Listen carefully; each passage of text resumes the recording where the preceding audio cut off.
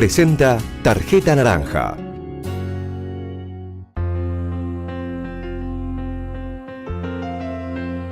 La vida es más feliz debajo de la tapa naranja. Dulce de leche Manfrey, el más premiado de la historia. Manfrey, solo con la mejor leche.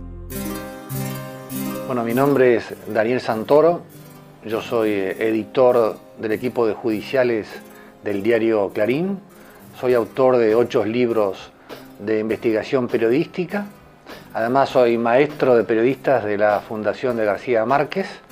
¿Y qué me apasiona? Bueno, me apasiona el periodismo de investigación, mi esposa, me apasiona la historia, me apasiona el trekking por las sierras y las montañas, y también me apasiona modelar dragones con cerámica fría.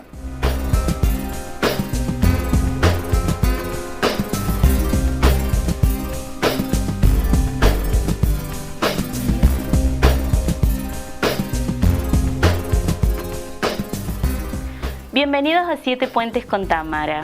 Hoy estamos con un referente, como habrán escuchado en la presentación.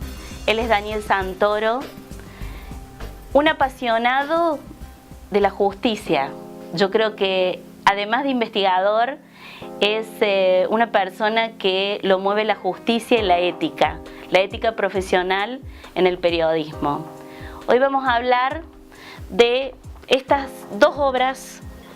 Una es Nisman debe morir y este último, La ruta del dinero K. Bienvenido, Daniel. ¿Qué tal, Tamara? Un gusto acá tenerte por Córdoba y hablando en cierta medida de una extensión tuya que son estos hijos de papel. Sí, sin lugar a dudas. Yo nunca, cuando egresé de la Facultad de Periodismo de la Universidad Nacional de La Plata, nunca pensé que iba a poder escribir libros. Ya llevo 8 libros de investigación periodística que incluyen un manual de periodismo de investigación y realmente estoy muy satisfecho porque los libros tienen una permanencia en el tiempo mucho más allá de lo que puede ser una nota escrita en el diario o lo que puede ser una entrevista por radio o por televisión.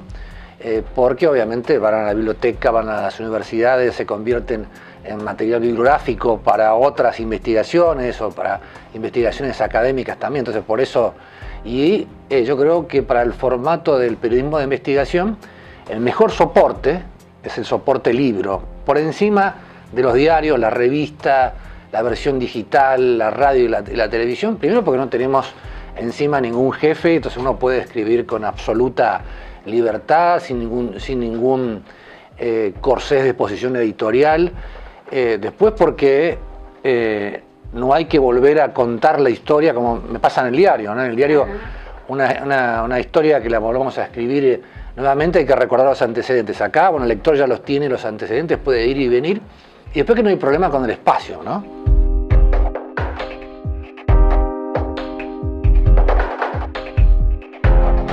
Y cuando no escribe Daniel, ¿qué lee Daniel? Bueno, a mí me gusta leer novelas históricas, me gusta la literatura clásica. Bueno, ahora acabo de terminar de leer un libro sobre espionaje soviético que se llama 17 momentos de primavera, que es la historia del el espía que la Unión Soviética logró meter en las SS en Alemania, que me parece una historia realmente apasionante, increíble, pero mi libro de cabecera que siempre lo releo es Sobrehores y tumbas.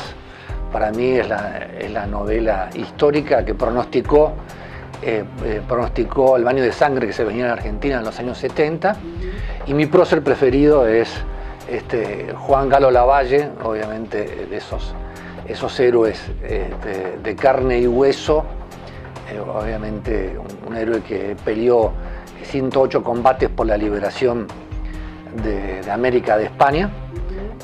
Es cierto que fue un sable sin cabeza porque iba con la espada. Lo fusiló Dorrego, que era compañero de él en el Estado Mayor del Ejército de los Andes. Sí. Pero lo que hay que pensar que él subió a un caballo con 16 años en Mendoza Y no paró, no se bajó. Y no paró del caballo hasta la batalla de Ayacucho en 1824, porque uno habla de la independencia, como que la independencia terminó en 1816. No, la independencia tardó 8 años. Dos temas, te podría decir, bastante actuales. Los dos son actuales. Nisman, por un lado, el caso Nisman, y el tema de la ruta del dinero acá.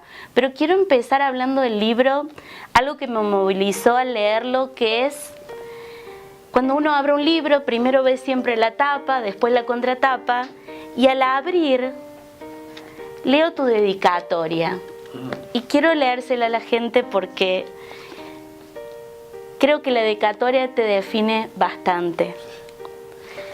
La dedicatoria del libro de la Ruta del Dinero acá dice: a los 84 periodistas desaparecidos y a los 17 asesinados durante la dictadura, a José Luis Cabezas, acribillado por orden de Alfredo Chabrán durante el menemismo, y a todos mis colegas que soportaron las presiones y el clima de hostigamiento que creó el kirchnerismo sin sucumbir a la tentación del calor, del dinero o de la protección política. Eso creo que habla de un periodista, por eso al principio cuando te definía esto de el tema de la justicia y la ética, que creo que atraviesan tu carrera profesional. Yo, sin lugar a dudas, la justicia es una cosa que todos tenemos ansia de alcanzarla, pero lo específico del periodismo es llegar a la verdad, ¿no es así? Perfecto. Porque yo no soy de los periodistas que se creen que son fiscales o son jueces y se ponen a pontificar, a condenar o a declarar quién es inocente, quién es culpable. Lo nuestro es tratar de llegar a la verdad, y obviamente en un marco de principios éticos, porque la corrupción que ha afectado a la sociedad argentina, que es un problema estructural, sí, también afectó al periodismo, ¿no? Entonces, hay muchos colegas en la Argentina que se han enriquecido, y no por fruto de su trabajo y de los sueldos que cobran en los medios, sino, digamos, de esta cadena de la felicidad, como se la llamaba irónicamente, que había en la época de Menem, donde con fondos reservados de la CIDE le mandaban sobre a los periodistas de $10.000, obviamente donde no quedó ningún tipo de recibo, ninguna documentación, y con el kirchnerismo también quedó con ese tipo de sobornos o con contratos que no tenían nada que ver con la realidad del mercado, periodistas que tenían un contrato en la Radio Nacional, en la televisión pública, en los medios kirchneristas, realmente que han vendido su conciencia, ¿no? Yo no estoy criticando a todo el periodismo militante, porque cada uno elige el modelo de periodista que quiere.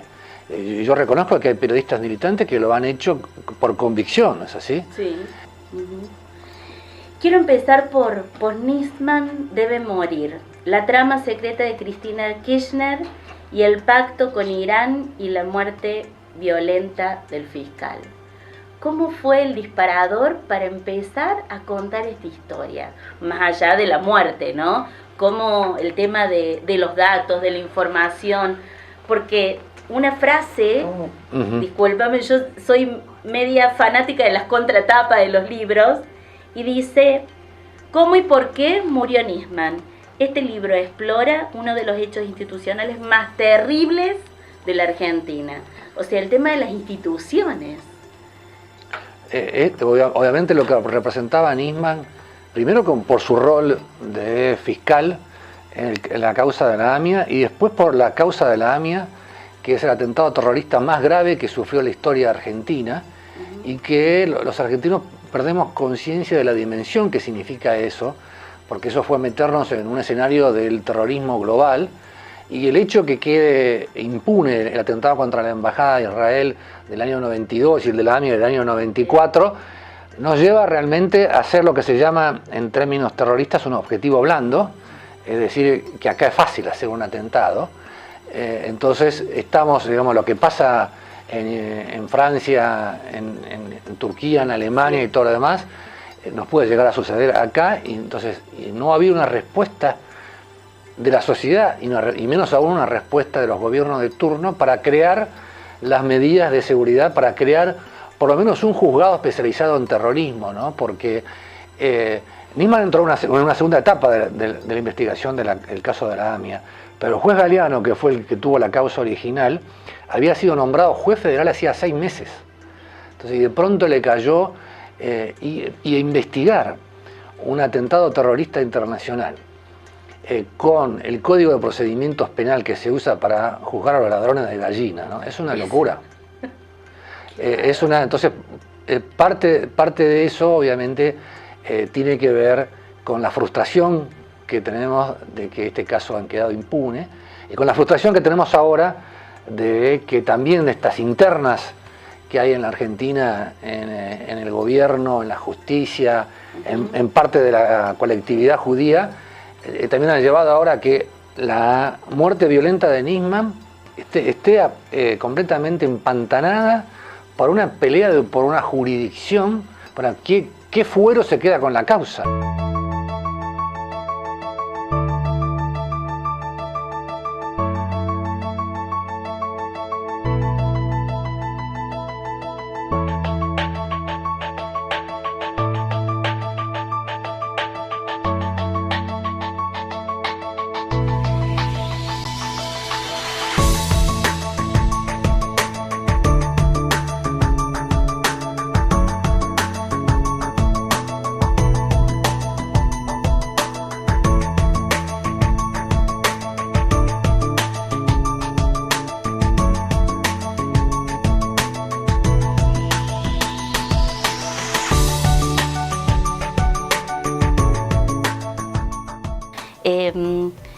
¿Qué sorpresas tuviste como investigador? Si hay algo que realmente te haya choqueado, te haya sorprendido al estar compaginando y armando este libro. Bueno, a mí lo que realmente me sorprendió y todavía no le encontré explicación es por qué Cristina Kirchner firmó a principios del año 2013 el pacto con Irán para resolver, entre comillas, el atentado contra la AMIA, ¿no? Y lo hizo sin ningún tipo de consensos en un tema que es una cuestión de Estado. Es decir, si el expresidente Menem, el expresidente Duhalde, el expresidente de la Rúa, su propio marido, el expresidente Néstor Kirchner, habían apoyado la decisión de la justicia que los autores intelectuales eran los iraníes y que los autores materiales era un grupo de la yihad islámica del Hezbollah del Líbano.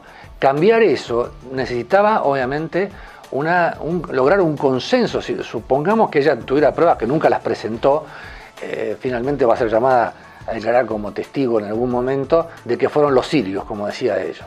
Pero yo creo que fue una responsabilidad enorme ese tema. Por un lado, porque Argentina no está en condiciones de investigar un atentado internacional. ¿Por qué digo esto? Porque investigar al Hezbollah, que tiene su sede en el Valle del Beca, en el Líbano, ni siquiera la CIA de Estados Unidos o el Mossad de Israel puede penetrar. Y lo que hizo Cristina fue, obviamente, romper con esos pedidos de colaboración que salieron del Estado argentino y dejarlo, obviamente, a Nisman realmente mal parado, porque Nisman había sostenido la hipótesis de Irán durante todas sus investigaciones, y llevó a esta crisis que finalmente terminó con la muerte violenta de Nisman, ¿no?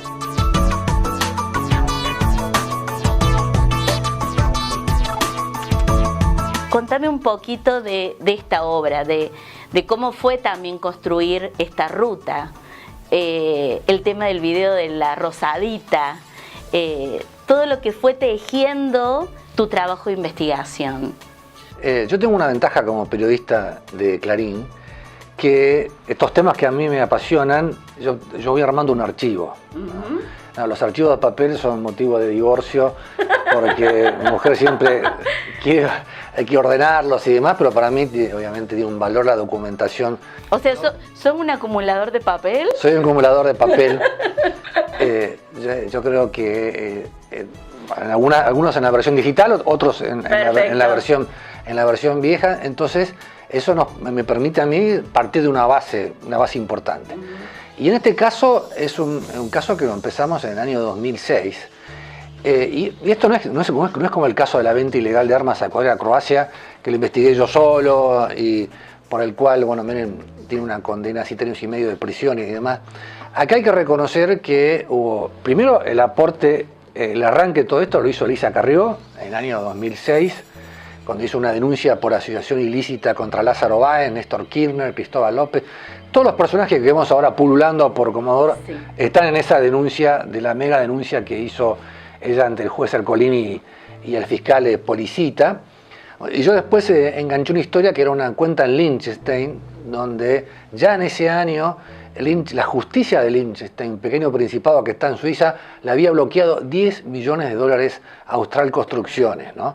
Entonces ahí fue cuando Lázaro empezó a ser un personaje importante para mis investigaciones. Después tenemos obviamente la presentación en televisión que hizo Lanata en el año 2013, Jorge Lanata. Sí. Fue una cosa enorme y que abrió una ventana gigante a este tema.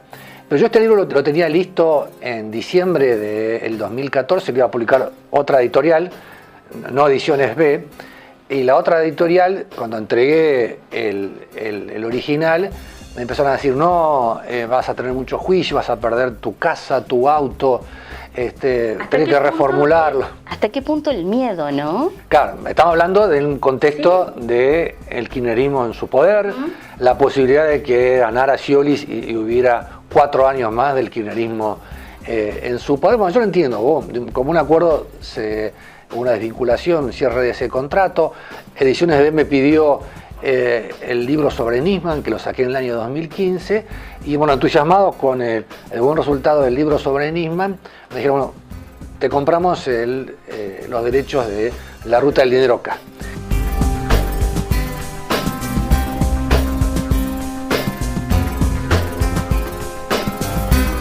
Y tu mirada de investigador, tu olfato periodístico, ¿qué sentís que nos va a pasar de acá a cuando termine el gobierno de Macri? Pueden ser 3 años más, pueden ser 8 años. ¿Cómo ves la política de la Argentina en estos momentos con respecto a la ruta del dinero K? Bueno, yo en este momento estamos viviendo una situación inédita con jueces que tienen miedo a la libertad, como diría Erich Fromm, porque, digamos, se ha desmantelado ese aparato de presiones que había no solamente sobre el periodismo, sino sobre la justicia y la oposición, y los jueces, excepto algún operador que puede ser Angelici, el presidente de Boca, de parte del macrismo, dejó de existir esa legión de abogados que recibían órdenes de la CIDE de Cristina Kirchner y que iban a los tribunales, hablaban con los jueces, presionaban por determinadas causas. Entonces, los jueces han puesto en marcha la maquinaria que debería haber funcionado en una república, que debería haber funcionado hace años. Si esto sigue así, obviamente, hay 60 causas por corrupción, vamos a terminar con una cantidad enorme de exfuncionarios kirchneristas procesados. Hoy por hoy no hay posibilidad de que Cristina vaya presa, porque obviamente son casos de excepción cuando hay peligro de fuga o cuando hay peligro de obstrucción de la justicia. Lo que Cristina puede llegar a tener es una acumulación de procesamientos. Y el problema es, y acá es muy importante, Tamara, no crear falsas expectativas a la gente, creyendo que si mañana va a estar presa. Sí. Acá es un trabajo paciente, esto es un trabajo de investigación judicial, no es una casa de brujas. Hay que poner las pruebas adentro de un expediente judicial. Entonces, el problema es que ahora estamos en un tema de instrucción solamente, el que es el primer escalón de la justicia. Para que llegue a los tribunales orales, que son los que condenan o declaran la inocencia de las personas, faltan 2 años o 3 años en una cosa que no va a ser rápida, ¿no?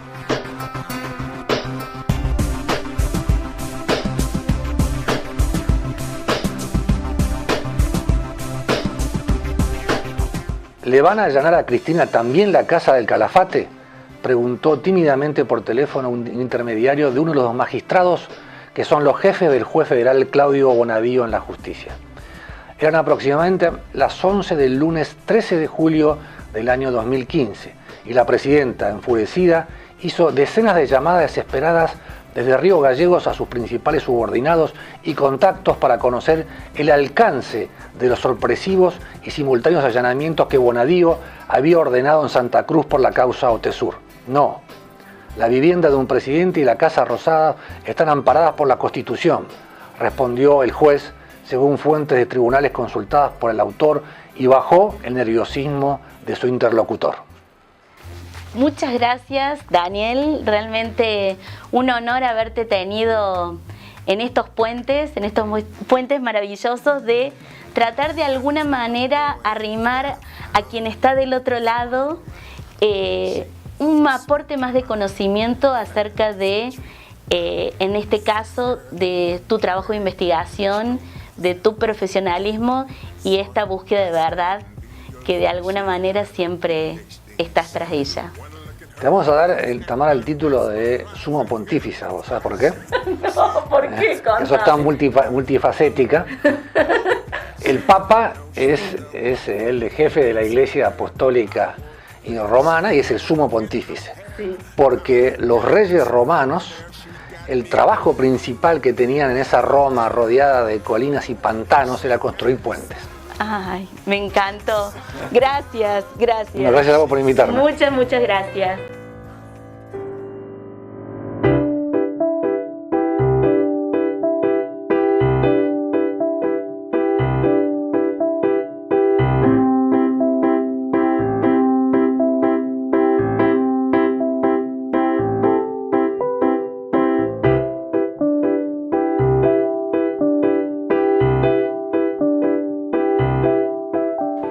Seguimos con este ciclo de conversaciones acerca de la participación ciudadana y sobre todo lo que tiene que ver con el rol de la mujer.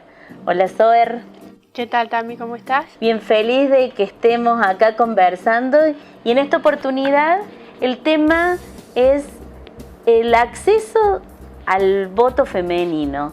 Contanos un poco respecto a eso. Bueno, qué buen tema, realmente.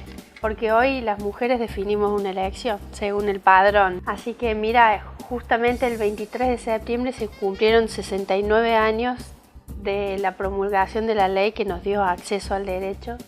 Bueno, por iniciativa de Eva Duarte Perón, en el año 1947, pero recién votamos por primera vez 4 años después, en 1951.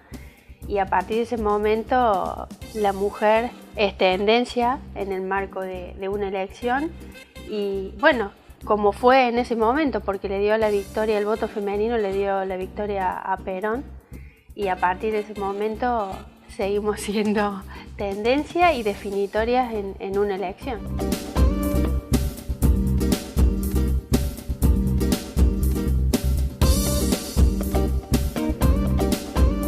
¿Cómo ves el comportamiento de la mujer? Fíjate que la mujer es más crítica a la hora de votar.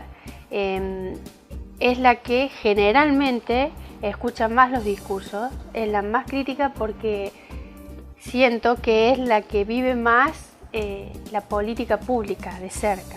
Y en ese sentido le gusta escuchar cuáles son las propuestas de cada candidato frente a una contienda electoral. ¿Y eso cómo lo percibís vos desde tu función de legisladora? ¿Cómo es dentro de la legislatura?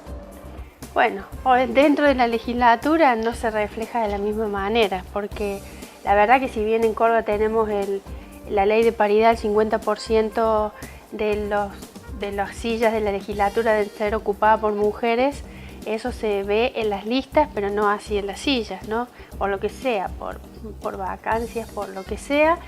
Y el rol de la mujer todavía es bastante más tranquilo en referencia o en contraposición a la del hombre. Presidentes de banca mujeres, presidentas de partidos políticos de bancada, no hay ninguna mujer salvo la izquierda que es unipersonal. Todos los demás partidos son, incluido el nuestro, las presidencias son masculinas, que no están ni bien ni mal, pero que marca de alguna manera que el espacio político sigue siendo un tanto machista, si se quiere. Ajá. Digamos a la gente que en el Zócalo figura el medio de comunicación que pueden hacer contigo, que es a través del Facebook y a través del Twitter. Así que el que tenga preguntas, bienvenidas sean, ¿no? Todas las consultas, inquietudes y sugerencias son bienvenidas. Gracias, Zoer, como decimos la Zoer, te decimos mucho por este aporte que hace siempre a que seamos más participativos en todas las cuestiones ciudadanas. Ojalá, de eso depende que cambie, todo cambia. Gracias. Nos estamos encontrando por estos maravillosos puentes.